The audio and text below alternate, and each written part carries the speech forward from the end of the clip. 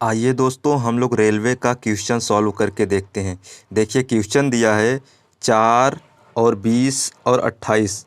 देखिए हम यहाँ लिखेंगे 4, 20 और 28। ये क्वेश्चन दिया है, ये कह रहा है कि महत्तम समापवर्तक और लघुत्तम समापवर्तक का गुणनफल है। तो देखिए इसमें लघुत्तम समापवर्तक और महत्तम समापवर्तक का गुणनफल ज्ञात करना है। तो देखिए इसका गुणनफल ज्ञात करने के लिए हम पहले इसका निकालेंगे एलसीएम। एलसीएम निकालने के लिए देखिए 2 से पहले गुणा करेंगे, भाग देंगे तो 2 दूनी 4 हो जाएगा, 2 दहम 20, 2 चौदह में 28, ये हो गया। अब देखिए फिर 2 से काटेंगे, 2 एक कम 2, 2 पंजे 10, 2 सते 14, ये हो गया। देखिए एलसीएम देखिए निकाल लेते हैं। एलसीएम बराबर हो जाएगा 2 से 2 में गुणा करेंगे, 2 दूनी 4 हो जाएगा, 5 सते 35। तो यहाँ हम लिख लेंगे 4 गुणे 35, ठीक, ये हो गया। फिर इसका गुणा करेंगे, 4 पंजे 20 का 0, हासिल लगा, 2 4 3 12, 2 14, 140 हो गया। ये 140 हो गया इसका एलसीएम। अब देखिए एचसीएफ कैसे निकालते हैं। एचसीएफ निकालने के लिए देखिए 2 से ये पूरी संख्या कट जा रही है, 2 से ये पूरी संख्या कट जा रही है, इसका एचसीएफ हो जाएगा। देखिए यहाँ लिख लेते हैं एचसीएफ। एचसीएफ बराबर 2, इससे भाग तीनों कट रहा है, जो तीनों कटेगा वही उसका एचसीएफ होगा। तो 2 दूनी 2 का 2 में गुणा कर देंगे, 2 दूनी 4 हो जाएगा, इसका एचसीएफ 4 हो गया, ठीक है।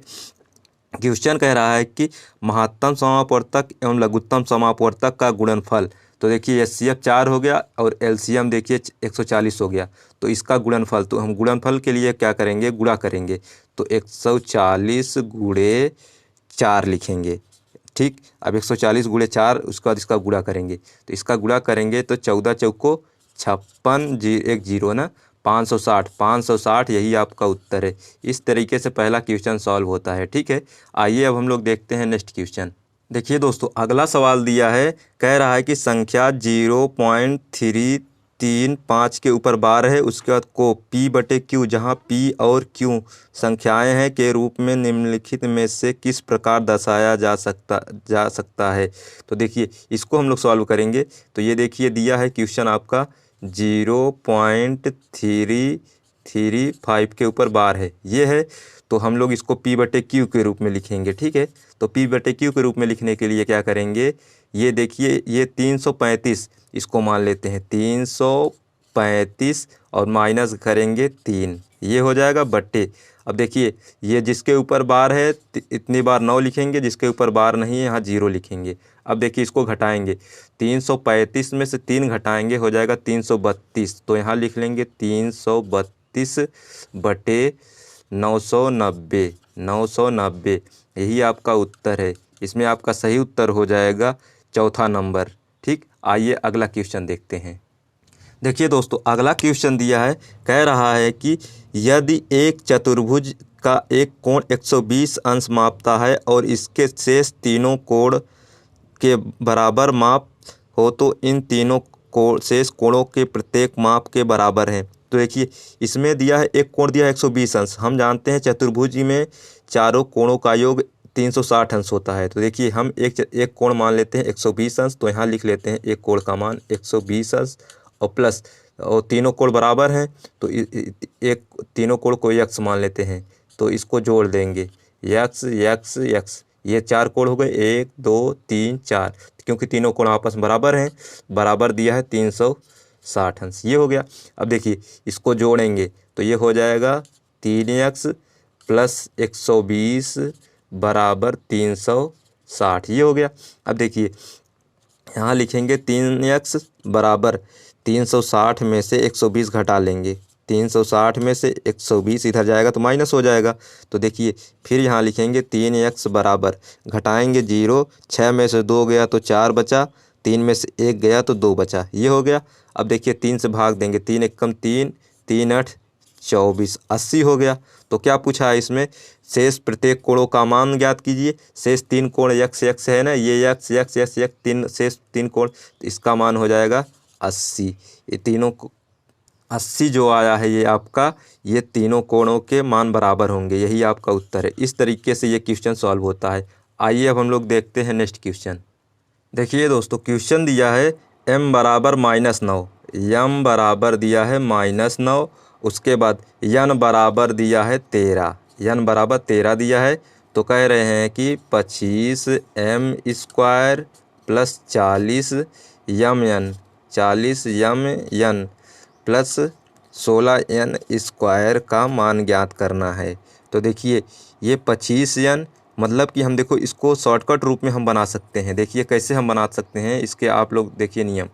तो इसको a प्लस बी के होल स्क्वायर के रूप में लिख सकते हैं। हम यहाँ लिख सकते हैं 5m प्लस 4n के होल स्क्वायर। अब देखिए इसको तोड़ेंगे तो यही आएगा 25m² plus 40mn plus 16mn²। ठीक है। अब देखिए यम बराबर दिया है -9, तो यहाँ हम -9 लिखेंगे। ठीक, ये 9 का ये यम के जगह लिख देंगे -9 का गुणा करेंगे 5 में तो हो जाएगा -45। तो कोष्टक के अंदर लिख देंगे 5 गुणे 9 तो 9 45 हो जाएगा। ठीक, आप लोग गुणा करके देख लीजिएगा।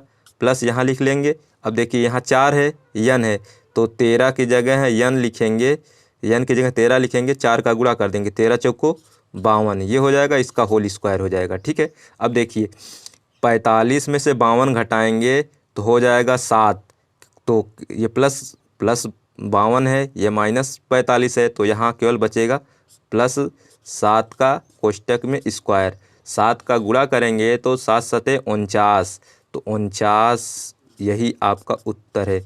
इसमें सही ऑप्शन आपका ऑप्शन नंबर ए है। ठीक है, इस तरीके से क्वेश्चन सॉल्व होगा। आइए अब हम लोग देखते हैं नेक्स्ट क्वेश्चन। आइए दोस्तों एक और क्वेश्चन देखते हैं। देखिए क्वेश्चन कह रहा है कि एक ट्रेन 6 घंटे के लिए 30 किलोमीटर प्रति घंटे की गति से 4 घंटे के लिए 45 किलोमीटर प्रति घंटे से यात्रा करती है, तो इन 10 घंटों के दौरान ट्रेन की औसत गति क्या है। तो औसत गति बराबर होता है कुल दूरी बटे कुल समय। ठीक, ये सूत्र होता है। देखिए ये सवाल कह रहा है कि 30 किलोमीटर प्रति घंटा, चाल दिया है 30 किलोमीटर प्रति घंटा और समय दिया है 6 घंटे। तो यहाँ से दूरी निकालेंगे, दूरी बराबर आपका हो जाएगा, दूरी बराबर चाल गुणे समय। चाल है 30 किलोमीटर प्रति घंटा और समय है 6 का 30 में गुणा करेंगे तो हो जाएगा 6 त्रिक 18, 180 किमी कि ये किमी ये दूरी आ गया। ठीक है। अब आइए देखते हैं फिर कह रहे हैं 45 किलोमीटर प्रति घंटा की दूरी तय करता है 4 घंटे में, तो यहाँ भी दूरी ज्ञात कर लेंगे। दूरी बराबर हो जाएगा 45 गुणे 4, यहाँ से दूरी आ जाएगा 4 का 45 में गुणा करेंगे तो हो जाएगा 180, ये भी 180 किमी, ये भी दूरी आ गया। अब देखिए ये दूरी आ गया ना 180, तो कह रहे हैं कि औसत गति, औसत चाल बराबर होता है कुल दूरी 180 जुड़ के कितना हो जाएगा 360 ये, और समय कितना हो जाएगा 6 घंटे पहले लेता था और 4 घंटे फिर दूसरा वाला लेता है, तो हो जाएगा 10 घंटे, ये पूरा समय जुड़ जाएगा। 1 जीरो से 1 जीरो गया तो हो गया आपका 36। तो क्या पूछ रहा था इसमें, औसत गति हो जाएगा 36 किलोमीटर प्रति घंटा। ठीक, औसत गति हो जाएगा आपका, देखिए औसत गति हो जाएगा 36 किमी प्रति घंटा, ये है आपका उत्तर। ठीक, आप लोग इस तरीके से ये क्वेश्चन सॉल्व करेंगे। आइए अब हम लोग देखते हैं नेक्स्ट क्वेश्चन। देखिए दोस्तों क्वेश्चन कह रहा है कि 30 वर्ष बाद राजू की आयु उसके 4 वर्ष पहले की आयु के दुगनी होगी। राजू की वर्तमान आयु को x मान लेते हैं। राजू की वर्तमान आयु यहाँ लिख लेते हैं, राजू की वर्तमान आयु बराबर लिख लेंगे x वर्ष, आयु बराबर x वर्ष। ठीक, ये हो गया। कह रहे थे 30 वर्ष बाद राजू की आयु, 30 वर्ष बाद राजू की आयु हो जाएगी x प्लस 30, ये हो जाएगी 30 वर्ष बाद राजू की आयु। फिर कह रहे थे उसके 4 वर्ष पहले राजू की देखिए 4 वर्ष बाद मतलब 30 वर्ष बाद जुड़ जाता है, 4 वर्ष पहले कहेगा तो x माइनस 4, ये हो जाएगा 4 वर्ष पहले की आयु के दुगनी के यहाँ 2 से इसमें गुणा हो जाएगा। ठीक, ये देखिए x प्लस 30 इधर लिखे हैं ना, तो x प्लस 30 हमको यहाँ लिखना चाहिए, x प्लस 30, ये हो गया। ये समीकरण को हम लोग सॉल्व करेंगे तो ये हो जाएगा x प्लस 30, ये हो गया बराबर 2 में x का गुणा करेंगे 2x, माइनस है तो यहाँ माइनस लिख लेंगे, तो -2 चौक 8, ये हो जाएगा। अब देखिए ये 2x है, इधर देखिए 8 है ना, इधर आएगा जुटेगा 30 में ये माइनस है, इधर आएगा 30 8 38 हो जाएगा, और यक्स इधर है, इधर 2x है, घटेगा तो यक्स हो जाएगा। यक्स बराबर हो जाएगा 38 वर्ष। एक्स बराबर हो गया 38 वर्ष। 38 वर्ष, ठीक, 38 वर्ष, यही आपका उत्तर है। हमने कहा था ना राजू की वर्तमान आयु यक्स वर्ष है, तो यक्स बराबर, यक्स का मान ज्ञात करना था, यक्स बराबर 38। ऑप्शन नंबर ए सही है, ठीक है। इसमें आई होप आपको वीडियो अच्छे से समझ में आए, तो चैनल को सब्सक्राइब कीजिएगा और लाइक कीजिएगा। Thank you.